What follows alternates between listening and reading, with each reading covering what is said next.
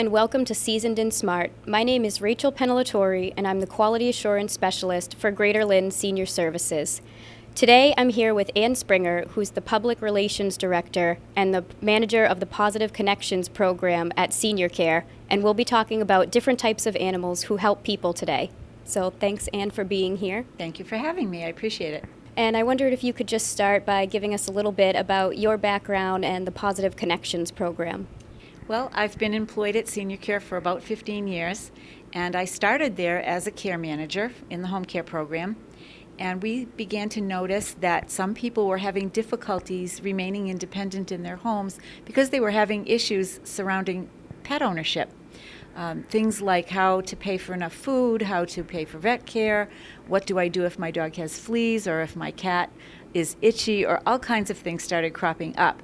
So we thought it might be a good idea to start a basic information and referral program around pets and the elderly and disabled consumers that we serve. So in 2000, we did start that program. It's still in operation today, and we also now are able, sometimes with the help of donations, to offer small grants to people who might need a little extra help with getting their animals rabies shot or whatnot. So we're very proud of the program, and that's how it started. So in addition to helping people out with issues surrounding just their family pets, you also have a lot of knowledge about the sort of professional or working animals. So what are the categories of these sort of helper animals? Right. In addition to whatever training I've received along the way to do my full-time job, I actually am a professional dog trainer in addition to that. So I've had exposure over the years to all kinds of working and sport dogs and whatnot. And in my own private life, I've been a therapy dog handler for a good many years. So the three categories that we're going to talk about today are service dogs, which are those dogs that actually assist somebody who might have a disability and needs a little bit of help to manage their daily life. Therapy dogs, which are dogs that basically make people feel good. Those are the visiting dogs you might be familiar with that go into nursing homes or other facilities, or actually into the community on an individual basis as well. And emotional support animals, which are those animals, for example, that might aid someone who has some kind of emotional issues. That could be PTSD, it could be autism, any one of a number of conditions that an animal could be helpful with in terms of keeping that person feeling good about themselves and others. So that seems like a little confusing in the definitions or types of animals. So to go back to the first one you mentioned, can you expand a little bit upon what a service dog is? Yes, those dogs actually are trained to do specific skills directly related to a person's disability. So for example, while an emotional support animal might help somebody to just have confidence or to be able to manage without loneliness or things of that sort, the service animal actually does specific tasks, and those could be things like picking up the television remote if it drops, helping a person dress, helping them get their laundry out of a dryer. They handle all kinds of tasks in addition to the traditional ones of guiding the blind and mobility assistance. So these dogs are actually protected by law, is that correct? That's absolutely correct. They're protected by the Americans with Disabilities Act, and service dogs are able to accompany their disabled handlers anywhere where the public is welcome. The reason for that is that we actually give access to the human being, and the dog is considered, although I certainly don't consider them equipment, but they are actually considered to be medical equipment for that person. So just as I would be able to walk through a mall with a cane or into a movie theater with a walker, the person with the service animal goes into those same places with that animal to assist them. So how would somebody be able to tell if a dog was a service dog? Well, business people or anybody in the public who is interacting with a disabled individual can ask the person, is that a service dog? And they can ask them, does that service dog perform tasks for you? What they can't do is require them to have some kind of identifying vest or a special leash or in any way to produce identification for the dog. That's totally not necessary under the law and in fact is a violation. So it's important to know that the question to ask basically is simply, is that a service dog? And the disabled individual will generally acknowledge that it is, or if, for example, someone asked me if my dog was, I would have to say no, she's a therapy dog. And so it is actually illegal to pose a pet dog or a therapy dog or even an emotional assistance dog as a service dog. The service dog is the only class of animal that's protected in terms of public access. So since they have their specific job and designation, how does a service dog get trained, or who trains them? How does somebody get a service dog?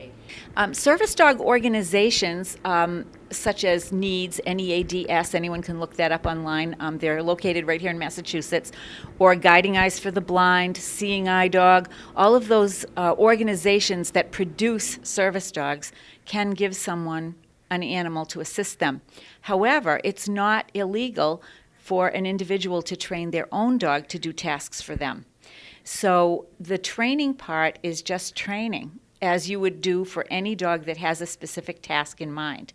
So for example, I could train my own dog to pick things up for me, to retrieve a medication bottle, to press a canine emergency phone, any of those kinds of tasks, and that dog could act for me as a service dog. The thing to remember is that they also need to have really impeccable manners in public and be able, for example, to lay under a table for 2 hours while you eat your dinner in a restaurant, or to conduct themselves with doggy decorum, if you will, while they're assisting you. Now, can any type of dog be a certain dog, or are there breeds that you wouldn't recommend? You know, there are breeds that are probably better at some of the obedience tasks. For example, if I needed a dog to retrieve objects, I might want a Labrador or a Golden or even a Poodle. If I wanted a dog for mobility assistance and I was a large gentleman, for example, I might want a Great Dane, or I might want some other large type of dog. If I needed a dog to pull a wheelchair, I might want one of the carting breeds like a Newfoundland or even a Bernese Mountain Dog. But there's no restriction on breed. We have service dogs, everything from pit bulls to Pomeranians. The littler dogs sometimes are very good at acting as a hearing assist dog. That would be for people who are hearing impaired, that's the dog that comes and gets you and maybe pops onto your lap if the doorbell rings or something of that nature. So any dog can help you in any way you can imagine. Yes. So sort of a step down from there, or not a step down, but a different type of animal is the therapy animal. So what differentiates a therapy animal from a service animal? Therapy dogs still need to have a really good temperament. They need to love human beings. And they do need some training, because obviously if you have a therapy dog going into a nursing home environment, for example, you don't want the dog pulling their leash and maybe going around a corner in advance of their handler and getting tangled up with someone coming down the corridor in a walker. So they do need some normal pet dog obedience skills to a fairly high level. They also need to be gentle with their mouths, not jump up, things of that sort, because you obviously don't want them to interfere with somebody's skin integrity or to be a nuisance in greeting. But any dog of a really solid, nice temperament who loves human beings can be trained to be a therapy dog. So the average pet dog that's really nice and has good skills, absolutely. And I urge people, if they have an interest in helping others and volunteering, to investigate if they have a nice dog trying to do that work. So how would somebody investigate if they have a great pet dog they think would make a great therapy dog? What are the steps that someone would need to look into becoming a therapy handler? I'll tell you how I did it. And I'm a dog trainer by trade, but obviously when I get a new dog, my dogs also go through obedience classes with a Pawsitive trainer. So in my own situation, my dogs have never actually heard the word no or been corrected or any of that. They all receive really positive force-free training. One reason for that is that corrective methods can produce unwanted side effects, none of which you would want with a dog of that sort. So to protect myself from having any kind of repercussions with that, I always use force-free training. I then, once the dog has the obedience skills that I think are necessary, and I know that the dog actually likes people and would enjoy doing that kind of work, then you can go to one of the major therapy dog organizations, and those would be Therapy Dogs Incorporated, Therapy Dogs International, or Pet Partners, which used to be called Delta Society. And those three organizations will test the dog. They have testers around the country. They will test the dog and they will issue you a membership and registration, and that ensures that your dog has some kind of liability coverage when they go visiting. So that's really all that's necessary. There are a couple of smaller organizations around Massachusetts, too, that people might want to know about. One is called Dog Bones, BONES, and the other is Caring Canines. But there are some other smaller organizations that do this. So if you look them up online, Google Massachusetts and therapy dogs, and most of the organizations will pop up. But you do need some kind of way of insuring the animal, because obviously they're still dogs. And what types of settings or situations are therapy dogs frequently used in? Usually you would find them in nursing homes or elder housing, senior centers. You might find them in hospitals or any kind of long-term care situation, group homes. They also visit at libraries and participate at reading programs in libraries and schools. So there are all kinds of applications for this. And some dogs actually go out into the communities and will visit one-on-one with people who are isolated. In fact, I have a friend right now who lives up in Gloucester who did that for quite a while with her previous dog and is now training another dog to go and visit people in their homes. That's great. Yeah. And so the third category of animal is this emotional support dog. And so how does this differ from the other two categories? Well, it differs in terms of access primarily. The emotional support animal is allowed to participate with their owner when they're given permission, and that's similar to therapy dogs. For example, if I wanted to bring my therapy dog into the senior center, I would have to call and say, may I bring my dog to the senior center? So does the emotional support animal handler have to do that? Service dogs are allowed automatically. And the only time that an emotional support animal is covered under the law for access, two instances. One is under the Fair Housing Act. So, for example, if you have an emotional support animal and you live in funded housing, then that animal can be with you in your residence. Also under the Air Carriers Act, which means that your animal can travel with you on an airplane. And so those two categories are covered. The person would need probably to have in advance a letter from their medical provider stating why they need the animal and what condition they have that's being mitigated by the presence of the animal. And if anybody would like a sample of that letter, any practitioners out there in your television audience, that's available on SeniorCare's website. We have on our news page actually a link to the presentation that I gave at the ADRC conference this year, and that PowerPoint presentation has the sample letters in it. So if anybody needs that, feel free to go to seniorcareinc.org on our news page and go retrieve that and use it. Great. So since these animals are not just pets, what tips would you have for the general public on how to interact with these animals if they come across them? Right. Well, therapy dogs are obviously, we want people to interact with them. You know, come pat, enjoy, all of that. If you aren't sure what function an animal is fulfilling, it's always best to ask the handler, may I pat your dog? Or you can ask, is that a service dog? If the answer to that question is yes, then you don't interact with the dog. They're working, so they need to be able to concentrate fully on their job to help the disabled person. But the therapy dog and the emotional support animals, if the handler allows you to pat them, you can go ahead and feel free. And I actually advise everyone to ask before they pat a dog that they don't know, especially children and the elders, because those are the two categories of people who are most frequently bitten when they reach out a hand toward a dog. So always ask the handler, no matter what you think the dog is or what their function is. And if the dog is unfamiliar to you, safest place to pat is on the chest, under the chin, versus on the top of the head. Good tips, right? Animals are still animals. They are. So, we've talked a lot about service dogs and therapy dogs and emotional support dogs. Are those the only animals that are protected or that can be in these categories, or can other species be service or therapy pets? Yeah. It used to be that other animals could be service animals, and the law changed recently. So service animals basically are are dogs. With regard to emotional support animals, generally speaking, they tend to be dogs.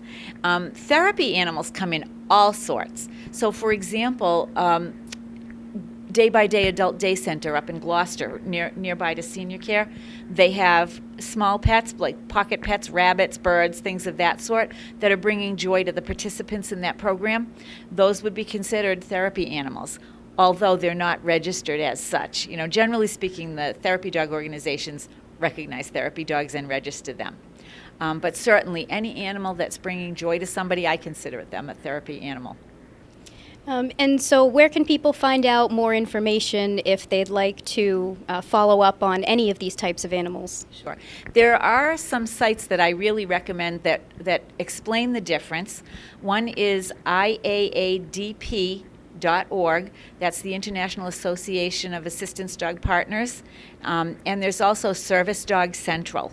And so those two websites generally have good information about service dogs and about the categories of animals. One little caveat just before we terminate our conversation.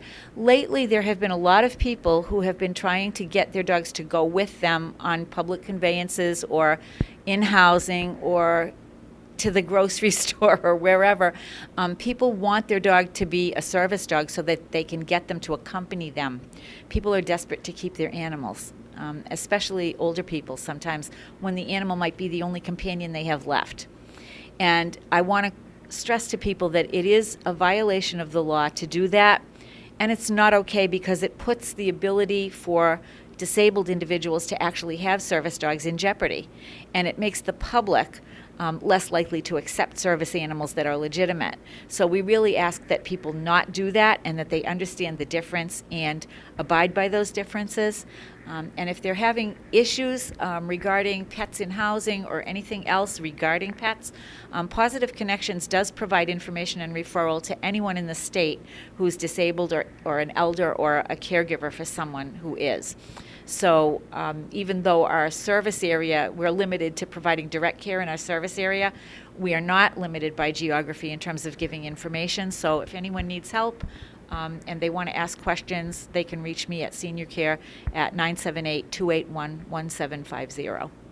Okay. Well, it's great to know we have the experts in the area, and thank you so much for sitting with us today. You're quite welcome. It was a pleasure.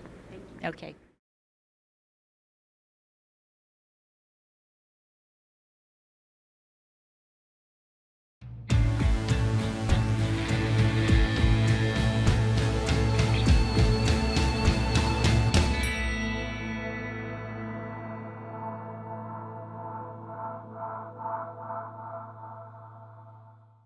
My name is Angela and this is Cupcake, and we're from New Jersey, USA. And Cupcake is a service dog and a therapy dog. She's 2 pounds, she's 6 inches long, and she's 6 years old and loves vegetables. She's a vegetarian. She is a teacup, long hair, apple face Chihuahua. And when I seen this little face, I knew Cupcake was special. And you know how you just had that feeling and you have a sense? I just felt that Cupcake was the one for me. It was the greatest day of my whole life. Seeing that little fuzzball and that looked like a little mouse in that cage. I lived in my studio apartment, which is only 1 room, and I kept losing her. So I had to go get kitty cat belts to put around her neck to find her. Cupcake has helped me a lot because of all the trauma that I've had in my life. I had my son, and it was the happiest day of my life. Besides Cupcake, it was the happiest day of my life. Well, I'm married, I'm happy.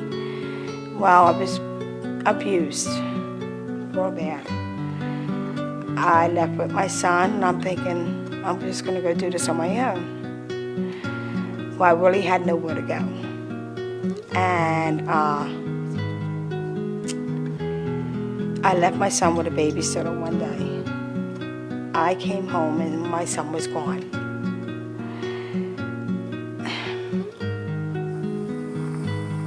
He was only 5 years old. So I lost it. I gave up. I said, that's it, I'm done. I lost my husband, I lost my home, I lost my son. Life isn't worth all this. So then my brother had got leukemia after that. And we fought with that for 2 years. A week before my brother passed away, my dad passed away, my stepfather. I had carpal tunnel in my left hand, and they had did surgery on me, thinking, hey, this is simple surgery, I'll be okay.